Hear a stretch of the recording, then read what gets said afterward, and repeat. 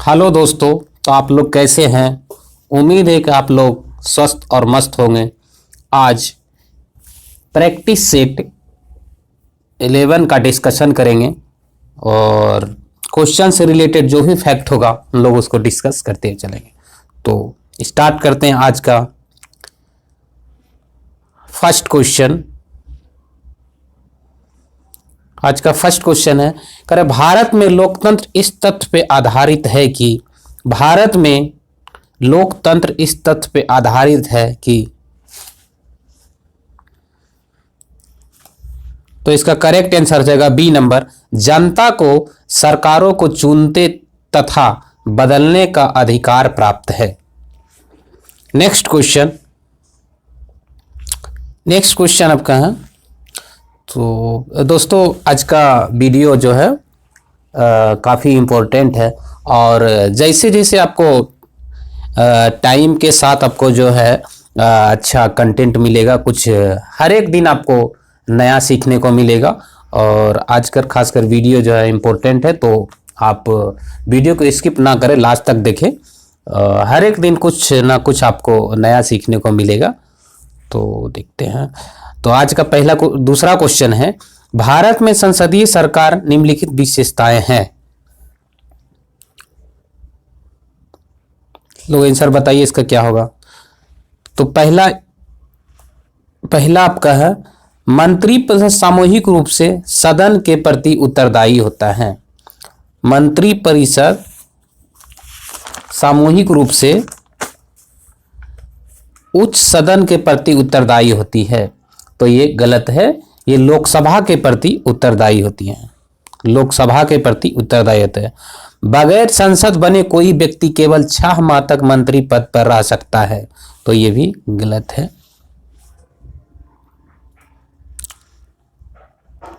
Sorry, ये आपका सही हो जाएगा।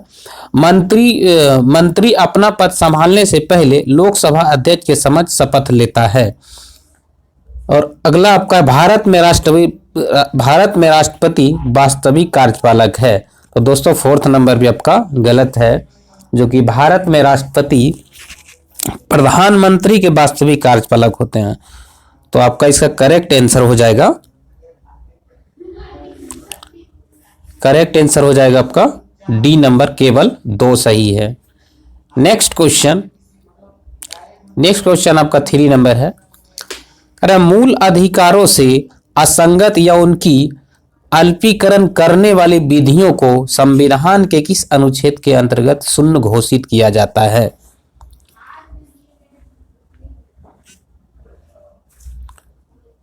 तो इसका करेक्ट आंसर हो जाएगा आपका ए नंबर, अनुच्छेद 13। नेक्स्ट क्वेश्चन, भारत के संविधान में अंतर्राष्ट्रीय शांति और सुरक्षा की अभिवृद्धि निम्नलिखित में से कहां से उल्लेखित है। भारत के संविधान अंतर्राष्ट्रीय शांति और सुरक्षा की अभिवृद्धि निम्नलिखित में से कहां से उल्लेखित है। तो क्वेश्चन नंबर 4 का आंसर आप लोग बताइए। तो दोस्तों इसका करेक्ट आंसर हो जाएगा सी नंबर, संविधान के राज्य के नीति निर्देशक तत्व में। संविधान के राज्य के नीति निर्देशक तत्व में। नेक्स्ट क्वेश्चन है, प्रथम पृथ्वी सम्मेलन कहां आयोजित किया गया था। प्रथम पृथ्वी सम्मेलन कहां आयोजित किया गया था। तो दोस्तों इसका करेक्ट आंसर हो जाएगा आपका B number, Rio de Janeiro, जो कि कहां है, ब्राजील में है। यह पृथ्वी सम्मेलन 3 से 14 जून, यह पृथ्वी सम्मेलन 3 से आपका 14 जून, ठीक है, 14 जून, और कब हुआ, 1992 ईस्वी को, ठीक है, जो कि कहाँ, ब्राजील में।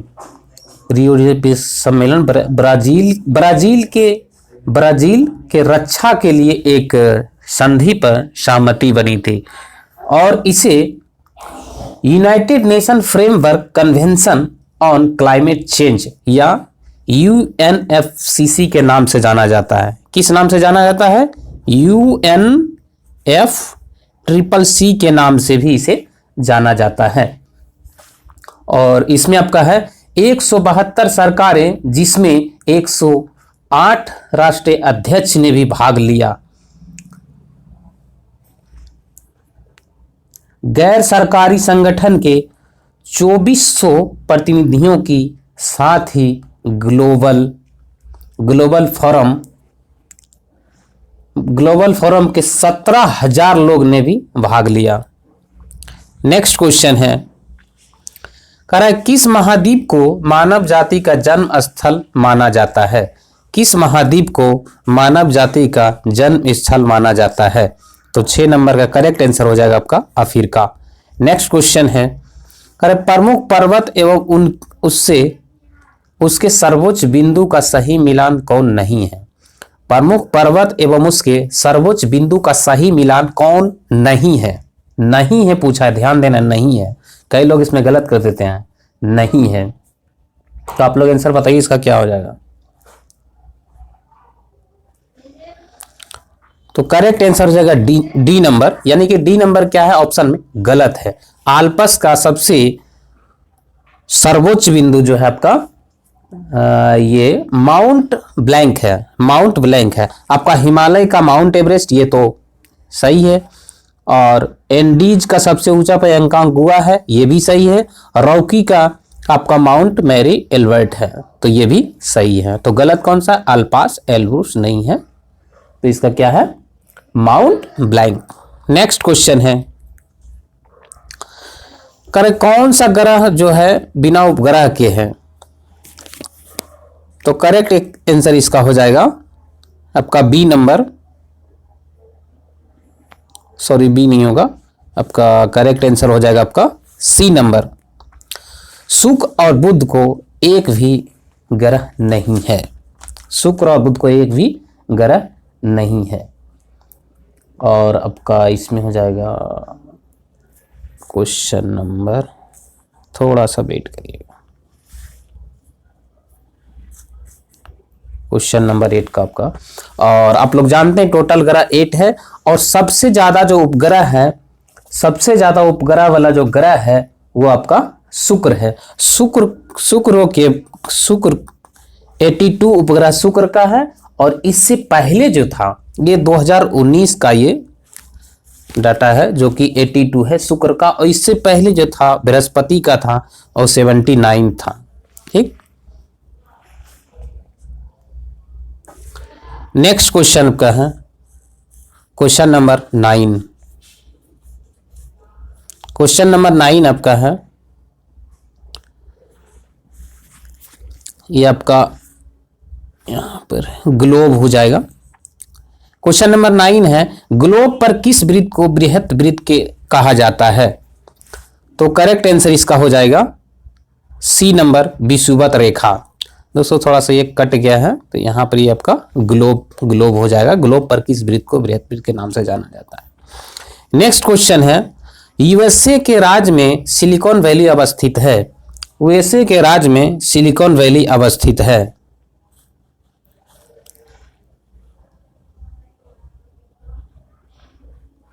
क्वेश्चन नंबर भी कट गया इसका,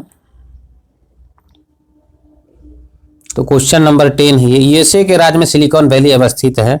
तो इसका करेक्ट आंसर आपका हो जाएगा कैलिफोर्निया हो जाएगा।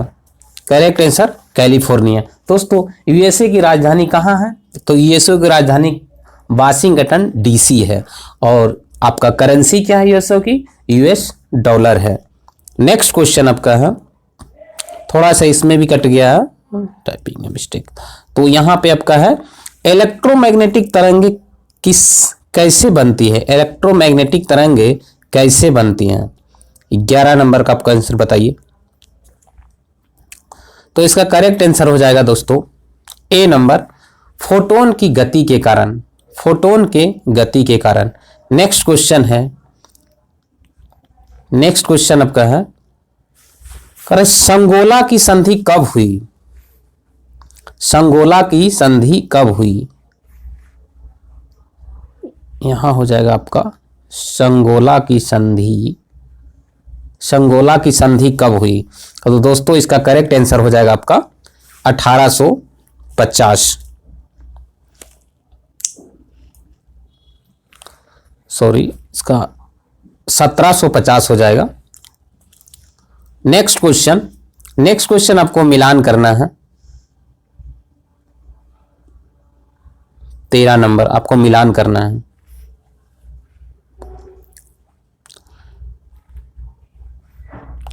तो इसका करेक्ट आंसर हो जाएगा आपका ए नंबर, रक्त प्लाज्मा। रक्त प्लाज्मा आपका किसी हल्के पीले रंग का तरल पदार्थ है। और एल्ब्यूमिन, एल्ब्यूमिन क्या है आपका? ऑस्मैटिक दाब स्थापित करना। एल्ब्यूमिन का क्या काम क्या है? ऑस्मैटिक दाब स्थापित करना। ग्लोबिमिन, ग्लोबिमिन का क्या काम है? संक्रामक रोगों से रक्षा करना। और फाइब्रिनोजेन, फाइब्रिनोजेन का क्या काम है? रक्त का स्कंदन। नेक्स्ट क्वेश्चन आपका है 14 number.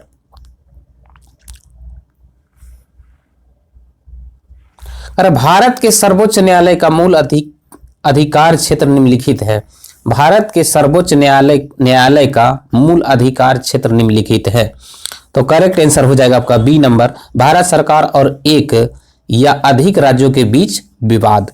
Next question, next question कह रहा है किसी राज्य में अधिकतम कितने समय अवधि तक राष्ट्रपति शासन लागू रह सकता है? तो इसका करेक्ट आंसर हो जाएगा आपका 3 वर्ष। तो दोस्तों 3 वर्ष। नेक्स्ट क्वेश्चन है, नेक्स्ट क्वेश्चन आपका कह रहा है चेलना एवं बिंबिसार के विवाह का विवरण मिलता है, किसमें मिलता है? चेलना एवं बिंबिसार का विवाह का विवरण किसमें मिलता है? तो दोस्तों इसका करेक्ट आंसर आपका हो जाएगा ललित विस्तार, ललित विस्तार। नेक्स्ट क्वेश्चन आपका है 17, कह रहा है एकमात्र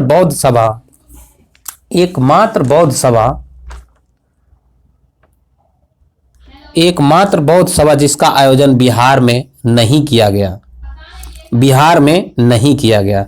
तो दोस्तों इसका करेक्ट आंसर होगा चतुर्थ। ये कहां किया गया? कुंडलवन, जो कि जम्मू कश्मीर में है। नेक्स्ट क्वेश्चन आपका 18 नंबर। नेक्स्ट क्वेश्चन आपका 18 है, कह रहा भारत में हीरा धारण करने वाला क्षेत्र कौन सा रॉक सिस्टम है? भारत में हीरा धारण करने वाला क्षेत्र कौन सा रॉक सिस्टम है? तो करेक्ट आंसर हो जाएगा इसका विंध्यन। नेक्स्ट क्वेश्चन है, नेक्स्ट क्वेश्चन आपका 19 है, कह रहे प्रथम जैन महासभा का आयोजन कहां किया गया था? प्रथम जैन महासभा का आयोजन कहां किया गया था? तो दोस्तों इसका करेक्ट आंसर हो जाएगा आपका पाटलिपुत्र, पाटलिपुत्र। और ये कब हुआ आपका? 300 ईस्वी में हुआ। और इसका अध्यक्ष थे स्थूलभद्र। और दूसरा जो जैन सभा हुआ कहाँ? 512 ईस्वी में हुआ है और वल्लवी में। और इसके अध्यक्ष कौन थे? क्षमा सरवन। दोस्तों ये सब पूछा जाता है, आप लोग नोट करते जाइए इसको, है ना। नेक्स्ट क्वेश्चन है, करें किस वंश के शासकों ने ब्राह्मणों एवं बौद्ध भिक्षुओं को अनुदान देने की प्रथा प्रारंभ की? किस वंश के शासकों ने ब्राह्मणों एवं बौद्ध भिक्षुओं को अनुदान देने की प्रथा प्रारंभ की? तो करेक्ट आंसर हो जाएगा सातवाहन वंश। नेक्स्ट क्वेश्चन, अरे एल्काइन का आणविक सूत्र होता है, एल्काइन का आणविक सूत्र होता है। दोस्तों इसका करेक्ट आंसर हो जाएगा सी नंबर। अगर अल्काइन पूछे तो ए नंबर और अल्कीन बोले तो बी नंबर हो जाएगा। ठीक है, ये अल्कीन हो जाएगा और अल्काइन बोले तो ए नंबर, अल्काइन और अल्कीन बोले तो आपका B number. Next question, next question का है, कार्य कोशिका विभाजन के किस अवस्था में क्रोमोसोम स्पष्ट दिखाई देता है? कोशिका विभाजन के किस अवस्था में क्रोमोसोम स्पष्ट दिखाई देता है? तो करेक्ट आंसर हो जाएगा मध्यावस्था में, मध्यावस्था में। नेक्स्ट क्वेश्चन है, अरे गुरुत्वाकर्षण नेतांक जी का बीमीय सूत्र क्या है? गुरुत्वाकर्षण नेतांक जी का बीमीय सूत्र क्या है? तो दोस्तों इसका करेक्ट आंसर हो जाएगा आपका बी नंबर। दोस्तों आप लोग जानते हैं कि फोर्स बराबर जो होता है इसका, force equal to G m1 m2 divided by r square, divided by r square. तो यहां से आप डायमेंशन निकाल सकते हैं। फोर्स का आपका हो जाएगा m हो जाएगा और a का लीटर -2 हो जाएगा, और इधर आपका हो जाएगा G और M यहाँ भी M और इधर जगह L का स्क्वायर। तो आप इसको जब कैंसिल करेंगे कैलकुलेशन करने के बाद जो है आपका G का मान ये ऑप्शन में जो बी नंबर है वो आ जाएगा। ठीक, नेक्स्ट क्वेश्चन है, कह रहा है पेंटागोनिया मरुस्थल किस महादेश में अवस्थित है? पेंटागोनिया मरुस्थल किस महादेश में अवस्थित है? तो दोस्तों इसका करेक्ट आंसर हो जाएगा आपका दक्षिण अफ्रीका में। नेक्स्ट क्वेश्चन कह रहा है फॉकलैंड की जलधारा किस प्रकार की जलधारा है? फॉकलैंड की जलधारा किस प्रकार की जलधारा है? किस प्रकार की जलधारा है? तो करेक्ट आंसर इसका हो जाएगा ठंडी जलधारा। नेक्स्ट क्वेश्चन कह रहा है डीएनए की श्रृंखला बंधी होती है। डीएनए की श्रृंखला बंधी होती है। तो डीएनए की श्रृंखला किससे बंधी होती है? हाइड्रोजन बॉन्ड से, that is D number. Next question है, कह रहा कौन सा पौधों के लिए एक सूक्ष्म पोषक होता है? कौन सा पदार्थ पौधों के लिए एक सूक्ष्म पोषक होता है? तो इसका करेक्ट आंसर हो जाएगा डी नंबर, बोरोन।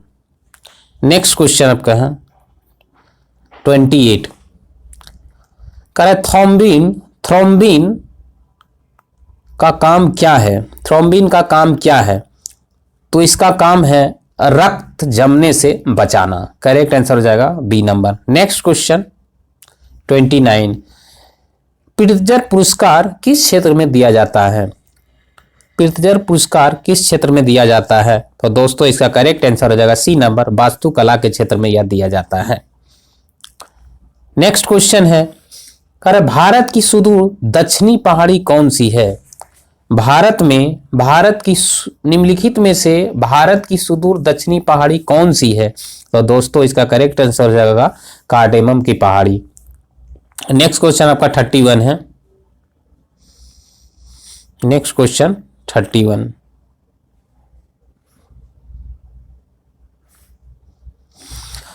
क्वेश्चन है, अरे किस संविधान संशोधन अधिनियम द्वारा यह प्रावधान किया गया कि राष्ट्रपति राष्ट्रीय आपातकाल की घोषणा केवल मंत्रिमंडल की लिखित सिफारिश प्राप्त होने पर ही कर सकता है? तो दोस्तों इसका करेक्ट आंसर हो जाएगा 44 में। नेक्स्ट क्वेश्चन है, करें नाबार्ड की स्थापना किस समिति के संस्तुति पर हुई है? नाबार्ड की स्थापना किस समिति के संस्तुति पे हुई है? तो दोस्तों इसका करेक्ट आंसर हो जाएगा शिवरमन समिति। दोस्तों बात है नाबार्ड, तो नाबार्ड की स्थापना कब हुई? 12 जुलाई 1982। 12 जुलाई, नाबार्ड की स्थापना 12 जुलाई 1982 को हुआ। इसका हेडक्वार्टर कहाँ है? इसका हेडक्वार्टर जो है मुंबई है, और इसका नाबार्ड का फुल फॉर्म होता है national bank for agriculture and rural development. पूछा जाता है ये लोग, आप लोग डेट याद रखिए आप लोग, तो कोई भी एग्जाम पूछा जा सकता है। तो नेक्स्ट क्वेश्चन है, नेक्स्ट क्वेश्चन आपका है, एक तरफ कीट है दूसरा तरफ संचरित रोग है, यानी कि एक तरफ कीट है और दूसरी तरफ है उससे होने वाला रोग। क्वेश्चन नंबर 33 आप लोग बताइए इसका करेक्ट आंसर क्या हो जाएगा? तो दोस्तों इसका करेक्ट आंसर हो जाएगा बी नंबर, यानी कि बालू मक्खी आपका 4 से हो जाएगा काला जार। मादा क्यूलेक्स आपका हो जाएगा फाइलेरिया से, और घरेलू मक्खी आपका हो जाएगा हाइजा, और मादा एनफ्लूएंजा से क्या होता है आपका? मादा एनफ्लूएंजा से आपका मलेरिया हो जाएगा। नेक्स्ट क्वेश्चन 34, करेक्ट किस वायसराय के कार्यकाल के दौरान श्वेत विद्रोह हुआ था? किस वायसराय के कार्यकाल के दौरान श्वेत विद्रोह हुआ था? तो दोस्तों इसका करेक्ट आंसर हो जाएगा Lord Ripon. Next question, Congress नेताओं द्वारा मॉन्टेग्यू चेम्सफोर्ड रिपोर्ट की निंदा करने पर कई नरमपंथियों ने पार्टी छोड़कर निम्न में से कौन सी पार्टी गठन किया? कांग्रेस नेताओं द्वारा मॉन्टेग्यू चेम्सफोर्ड रिपोर्ट की निंदा करने पर कई नरमपंथियों ने पार्टी छोड़कर निम्न में से कौन सी पार्टी का गठन किया? तो दोस्तों इसका करेक्ट आंसर हो जाएगा आपका C number, Indian National Liberal Federation. Next question आपका है, कह रहा है किसने वर्नाकुलर प्रेस एक्ट निरस्त किया? किसने वर्नाकुलर एक्ट निरस्त किया? तो दोस्तों इसका करेक्ट आंसर हो जाए आपका लॉर्ड रिपन। नेक्स्ट क्वेश्चन है, कह रामोसी आंदोलन भारत के किस भाग में हुआ था? रामोसी आंदोलन भारत के किस भाग में हुआ था? तो दोस्तों आप लोग को पता होगा कि पश्चिमी तट पे हुआ था। नेक्स्ट क्वेश्चन है, रॉलेट एक्ट पर विचार के लिए कांग्रेस का विशेष अधिवेशन बुलाया गया, इसका अध्यक्ष कौन थे? रॉलेट एक्ट पर विचार के लिए कांग्रेस का विशेष अधिवेशन बुलाया गया था, इसके अध्यक्ष कौन थे?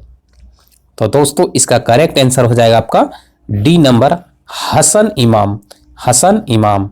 नेक्स्ट क्वेश्चन, तैमूर लंग का आक्रमण भारत पर कब हुआ? तैमूर लंग का आक्रमण भारत पे कब हुआ? तो करेक्ट आंसर इसका हो जाएगा आपका C number, 1398।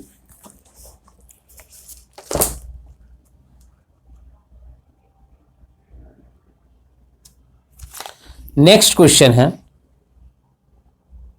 Next question 40, next question आपका है 40 नंबर।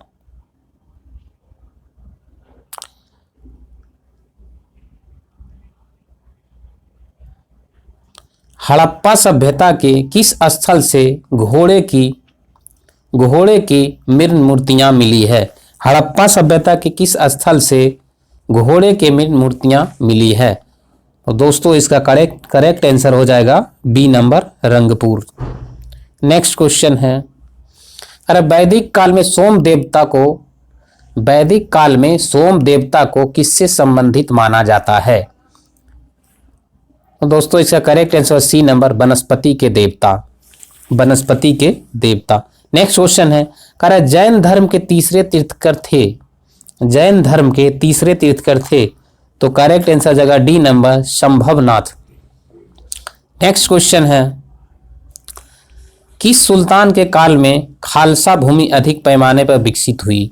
किस सुल्तान के काल में खालसा भूमि अधिक पैमाने पर विकसित हुई? तो दोस्तों इसका करेक्ट आंसर हो जाएगा B number, Alauddin Khilji. Next question है जो कि बार बार पूछा जाता है, ये क्वेश्चन कह रहा है तबकात ए नासिरी के लेखक कौन थे?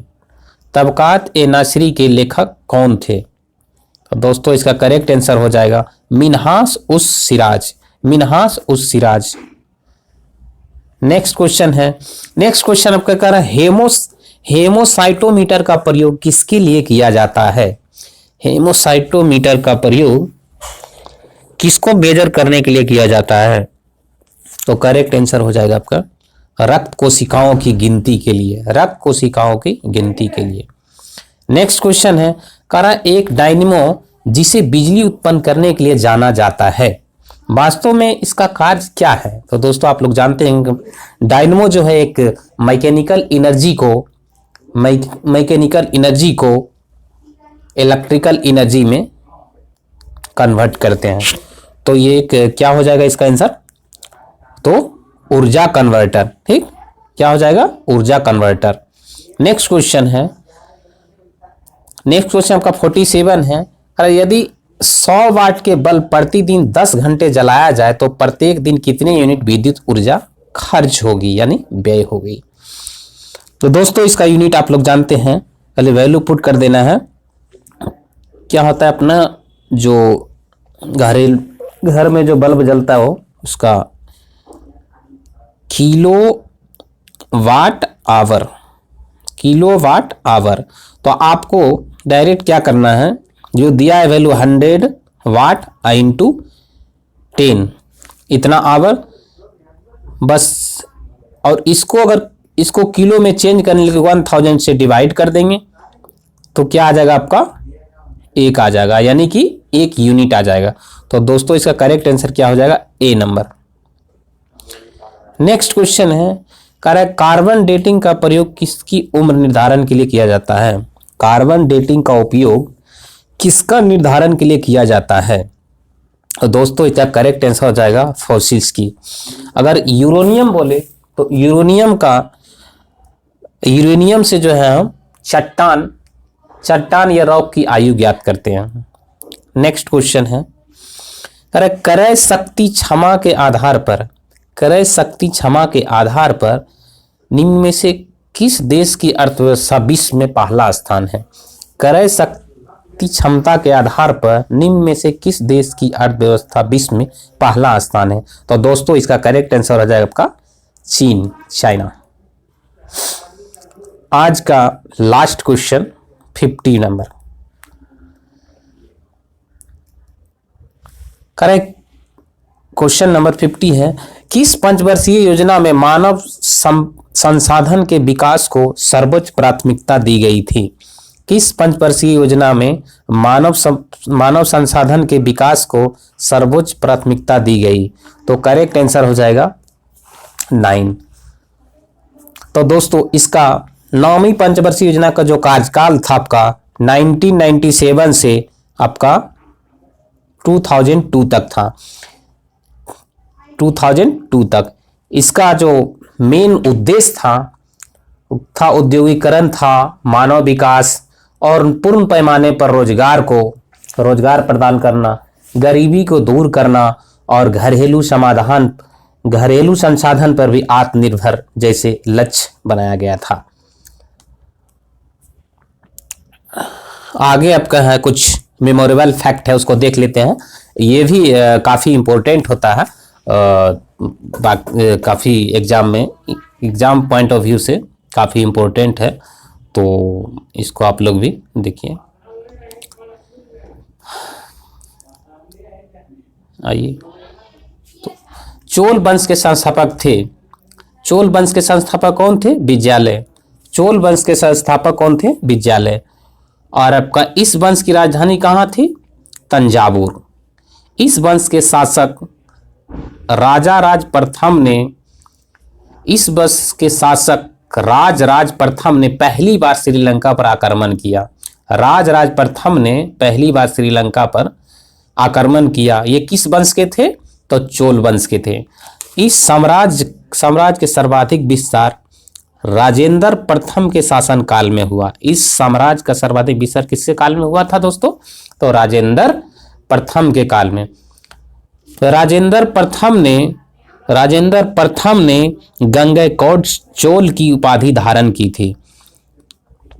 आगे है, स्थानीय स्वशासन इस वंश की प्रमुख विशेषता था। स्थानीय स्वशासन जो है इस वंश की प्रमुख विशेषता था।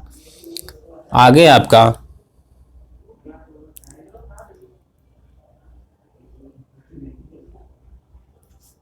आपका है, अरे प्रसिद्ध नटराज मूर्ति का संबंध इसी वंश से है। आगे आपका है नेक्स्ट पॉइंट, राष्ट्रकूट वंश। नेक्स्ट पॉइंट है आपका राष्ट्रकूट वंश। तो राष्ट्रकूट वंश के संस्थापक कौन थे? दंती दुर्ग। इस वंश की राजधानी कहाँ थी? राष्ट्रकूट वंश की राजधानी आपका मानखेट थी। इस वंश के प्रमुख शासक कौन थे? कृष्ण प्रथम, कृष्ण द्वितीय, अमोघ वर्ष आदि। एलोरा के प्रसिद्ध कैलाश मंदिर का निर्माण कृष्ण प्रथम ने करवाया था। तो दोस्तों ये एलोरा का प्रसिद्ध मंदिर का निर्माण किसने करवाया था? कृष्ण प्रथम। ये VVI है, इंपॉर्टेंट है, आप लोग याद रखिएगा इसको। और आगे आपका त्रिपक्षीय संघर्ष में इस वंश के शासक ध्रुव ने कन्नौज पर अधिकार करने हेतु पाल वंश तथा प्रतिहार वंश के शासकों को पराजित किया था। प्रसिद्ध कन्नड़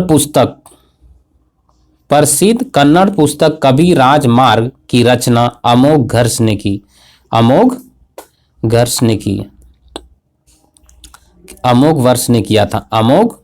किया था। आगे आपका है नेक्स्ट पॉइंट है आपका पाल वंश। आपका है पाल वंश। तो पाल वंश के संस्थापक जो थे गोपाल थे। दोस्तों पाल वंश के संस्थापक कौन थे? गोपाल थे। इस वंश की राजधानी कहाँ थी? मुंगेर, जो कि कहाँ पड़ता है अपना? मुंगेर जो अपना बिहार है वहां पे पड़ता है। प्रसिद्ध ओदंतपुरी विश्वविद्यालय का स्थापना गोपाल ने की थी। ओदंतपुरी विश्वविद्यालय की स्थापना किसने किया था? तो गोपाल ने किया था।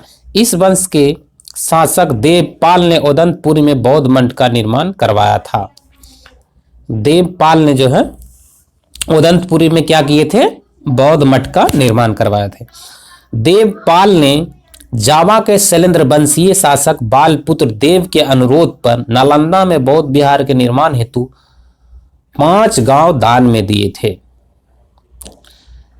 अगला पॉइंट आपका है, गीत गोविंद के लेखक जयदेव किसके दरबार में रहते थे? तो लक्ष्मण सेन। गीत गोविंद दोस्तों, गीत गोविंद के लेखक जयदेव, गीत गोविंद के लेखक कौन थे? जयदेव।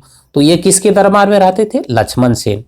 लोहार वंश के संस्थापक थे संग्राम राज। लोहार वंश के संस्थापक कौन था? संग्राम राज। आगे है आपका, प्रसिद्ध राज तरंगिणी की रचना कल्हन द्वारा की गई। राज तरंगिणी की रचना किसके द्वारा की गई? कल्हन द्वारा।